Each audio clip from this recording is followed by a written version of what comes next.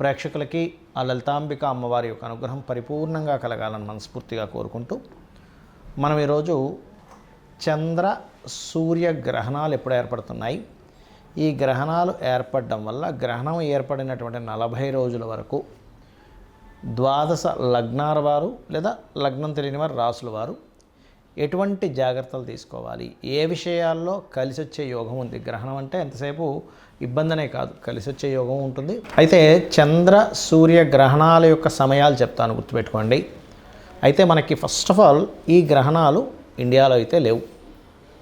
America countries బయట దేశాల్లో ఉంది, మన ఇండియాలో గ్రహణం లేదు. ఎందుకు లేదు అంటే మనకి 18వ తేదీ సెప్టెంబర్ 18వ తేదీ వచ్చేటువంటి చంద్రగ్రహణం ఉదయం 6:12 నుంచి 10:17 మధ్యలో వస్తుందంటే ఉదయం పూట మనకి చంద్రుడు కనబడ్డు, మనకి చంద్రగ్రహణం లేదు.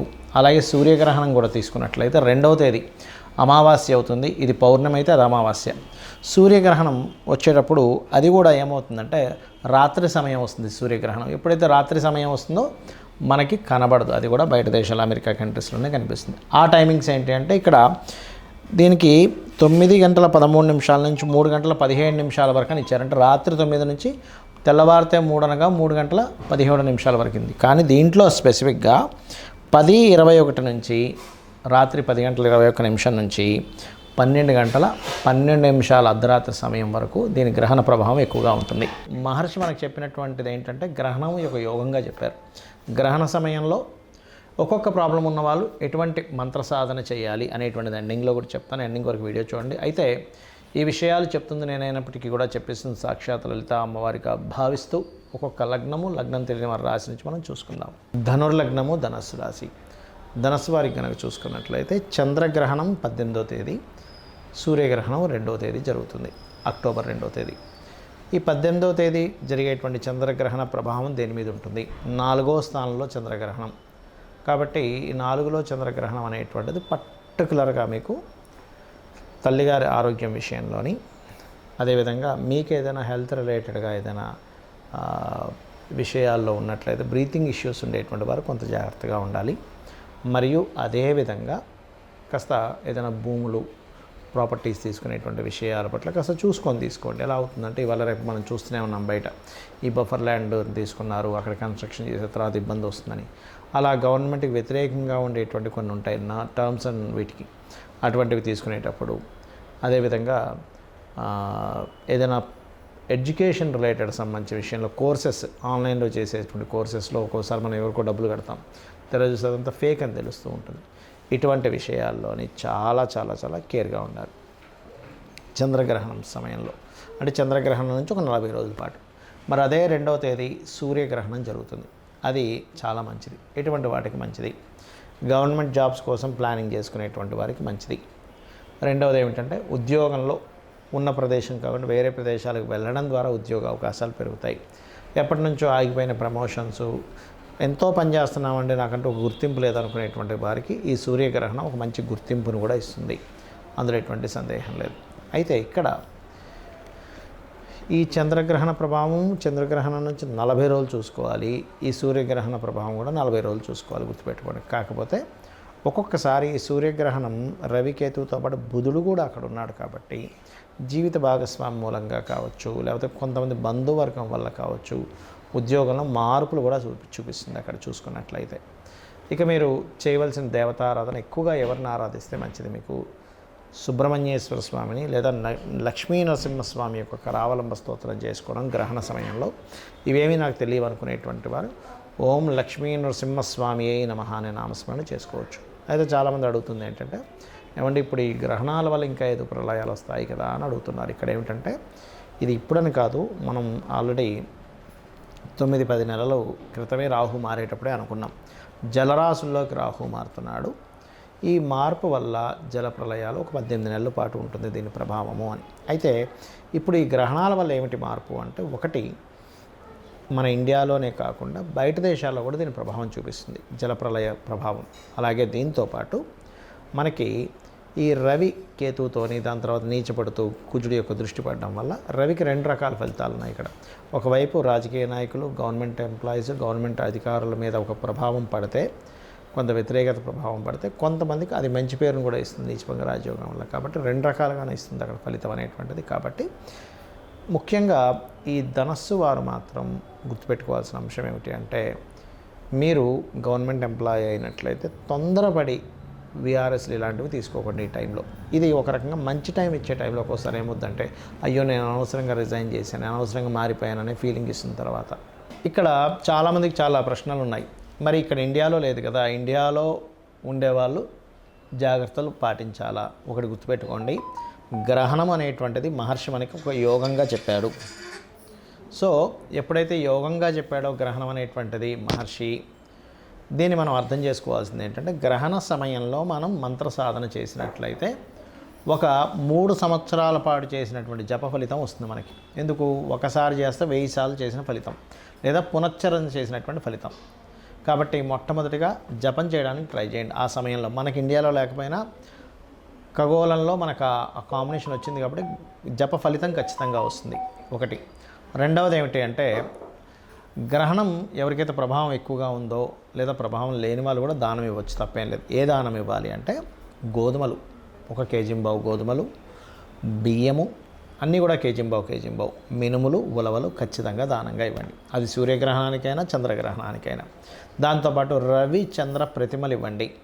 నాగపడిగ ఉన్నటువంటిది ఉంటుంది, అమ్ముతారు మనకి పూజా సామాగ్రి స్టోర్స్లో. ఆ నాగపడిగా ఒక ఇత్తడి సంబంధించినటువంటిది ఒక చిన్న గిన్నె లాంటిది తీసుకొని దాంట్లో నెయ్యి పెట్టి, ఇంకా మీకు వీలైతే కొన్ని పప్పులు కూడా ఇవ్వచ్చు, తప్పేం కాదు. వీటిని ప్రధానంగా మీరు గ్రహణం రోజు కానీ తర్వాత రోజు కానీ మీరు మీకు దగ్గరలో ఉండే ఆలయంలో ఉండే పురోహితులకి మంత్రసహితంగా ఇవ్వాలి. అంటే గ్రహణ దోష నివారణార్థం అని చెప్పి వాళ్ళు తీసుకుంటారు, ఏదో అక్కడ పెట్టేసి వెళ్ళండి అంటే అలాంటివి పనిచేయవు, గుర్తుపెట్టుకోండి.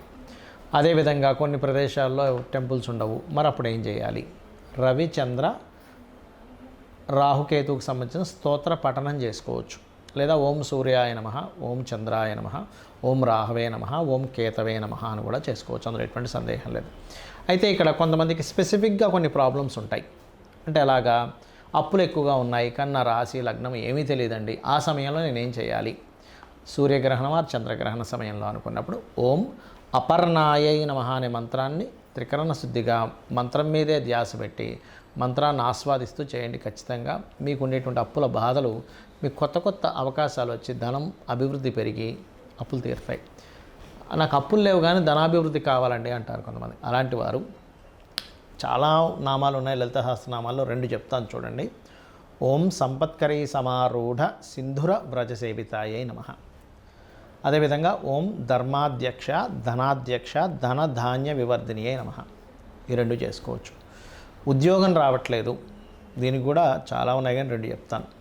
ఏమిటంటే అవి ఓం శ్రీమాత శ్రీ మహారాజ్ఞి శ్రీమత్ సింహాసనేశ్వర్యై నమః, ఓం మాణిక్య మకుటాకార జానుద్వయ విరాజితాయై నమః. ఈ 2ట్లో ఏది చేసుకున్నా మీకు ఉద్యోగ ప్రాప్తి కలుగుతుంది. మరి అనారోగ్య సమస్యలు ఉన్నాయండి, క్రీం అచ్యుతానంత గోవింద లేదా ఓం సర్వవ్యాధి ప్రశమని సర్వమృత్యు నివారిణి అగ్రగణ్య అచింత్య రూప కలికల్మషనాశిని. దీనికి లలిత సహస్రనామాల్లో ఒక లైన్ చదివి మళ్ళీ ఈ మంత్రం పెట్టి మళ్ళీ ఒక లైన్ చదివి అలా కూడా చేస్తారు. అంటే అలాగా ఓం శ్రీమాత శ్రీ మహారాజ్ఞి శ్రీమత్ సింహాసనేశ్వరి సర్వవ్యాధి ప్రశమని సర్వమృత్యు నివారిణి శ్రగ్ని, అలా అంటే ఒకసారి ఒక లైన్ చదువుతారు, మళ్ళీ మధ్యలో ఇది పెడతారు, మళ్ళీ అలా దాన్ని సంపుటీకరణ అంటారు. అలా చేస్తే కూడా చక్కటి ఫలితాలు వస్తాయి. అదేవిధంగా మరి కొంతమందికి మానసికంగా ఇబ్బందులు కానీ లేకపోతే పని మధ్యలో ఆగిపోతూ ఉంటుంది. అలాంటప్పుడు అంటే సగంలో ఆగిపోయిందండి, సగం పనే ఆగిపోయింది అంటూ ఉంటారు, అన్నీ సగమే అవుతుంటాయి వాళ్ళ లైఫ్లో. అలాంటి వారు ఓం అష్టమీ చంద్ర విభ్రాజ దళిక స్థల శోభితాయై నమః. ఇది చేసుకోవచ్చు హ్యాపీగా. ఇలాగా 1 కాదు 2 కాదు. కొంతమంది మనసు బాగోదు అసలు, ఓం మనస్వినియై నమః. వివాహం అవ్వట్లేదండి, చాలామందికి ఇవాళ రేపు వివాహం అవ్వట్లేదు. అలాంటి వారు ఓం కామేశబద్ధ మాంగళ్య సూత్ర శోభిత కందరాయై నమః. లేదండి వివాహం అయింది కానీ మా ఇద్దరి మధ్యన సరైనటువంటి సామరస్యం లేదు, ఎప్పుడు గొడవలు, విడిపోతామేమో అని అనిపిస్తుంది, మాటిమాటికి చికాకులుగా ఉంది, మా ఇద్దరి మధ్యన పెళ్ళైన రోజు నుంచి ఇబ్బంది ఉంది అనుకునేటువంటి వారు సింపుల్గా ఏం లేదు, ఓం శివకామేశ్వరాంకస్త శివా స్వాధీన వల్లభాయై నమః చేసుకోవాలి. మరి ప్రతి పని ఆటంకాలు అవుతుంది, నాకు భగవంతుడు అనుగ్రహం లేదేమో, ప్రతిసారి నాకు ఏదో ఒక ఆటంకం అవుతుంది అన్నప్పుడు ఓం గణేశాయ నమః చేసుకోవచ్చు. లేదా ఓం కామేశ్వర ముఖాలోక కల్పిత శ్రీ గణేశ్వర. ఈ నామం చేయడం వల్ల గణపతి యొక్క అనుగ్రహము, అమ్మవారి యొక్క అనుగ్రహము మరియు ఆ పరమేశ్వరుడి యొక్క అనుగ్రహం కూడా కలుగుతుంది. ఇలాగా మనం ఒక్కొక్క దానికి ఒక్కొక్కటి చూడ్డానికి నామాలే కానీ చాలా గొప్పగా పనిచేస్తాయి. ఇవి ఒకటే కాకుండా శ్రీమాత్రే నమః చేసుకోండి. ఎంత నోరు తిరగదండి. శ్రీమాత్రే నమః, శ్రీమాత్రే నమః అని మనసులో చేసుకోండి. మనసులో దాన్ని ఎలా అంటే ఇక్కడ ధ్యాస పెట్టి ఆ మంత్రం ఇక్కడ నుంచి పలుకుతున్నట్టుగా చేయాలి. అలా కాదండి నాకు విష్ణు అంటే ఇష్టం అంటారా, ఓం నమో నారాయణాయ చేసుకోవచ్చు. లేదండి నాకు వెంకటేశ్వర స్వామి అంటే ఇష్టం అంటారా, ఓం నమో వెంకటేశాయ చేసుకోవచ్చు. ఓం మహాగణాధిపతయే నమః చేసుకోవచ్చు. ఇలాగా 1, 2 కాదు, ఏమైనా చేసుకోండి. కానీ మనసుని అలా లగ్నం చేస్తూ మరి పట్టు స్నానము విడుపు స్నానము కూడా చేయొచ్చు. మనకి ఇక్కడ గ్రహణం లేకపోయినా చేయాలి. అలాగే నేను బయట దేశాల్లో గ్రహణం ఉంటుంది కాబట్టి బయట దేశాల్లో ఏ రాసుల వాళ్ళకి అయితే సంతానం సంబంధించిన విషయాలు జాగ్రత్త పడాలో చెప్పాను, ఆ విషయాలు జాగ్రత్తగా ఉండండి 40 రోజులు. అదేవిధంగా దర్భ, మనకి తినేటువంటి పదార్థాలు గ్రహణానికి ముందు దర్భ వేస్తారు. అలా దర్భ ఖచ్చితంగా వేయండి. ఇవి గనక పాటించినట్లయితే గ్రహణం అనేటువంటి దాన్ని ఒక యోగంగా భావిస్తూ మీరు చేసినటువంటి మంత్రము ఒకసారి చేస్తే 1000 సార్లు చేసిన ఫలితం రావడం వల్ల మీ పాపకర్మ దగ్ధమవుతుంది. అయితే ఒక్కటి గుర్తుపెట్టుకోండి, జపం చేసేటప్పుడు ఖచ్చితంగా పంచె కట్టుకోండి. షార్ట్స్ మీదో ప్యాంట్ల మీదో చేయకండి. అలా కుట్టిన వస్త్రం కట్టుకోవడం వల్ల అది దిగంబరంగా చేసినటువంటి ఫలితం వస్తుంది. కాబట్టి దయచేసి ఇది పాటించండి.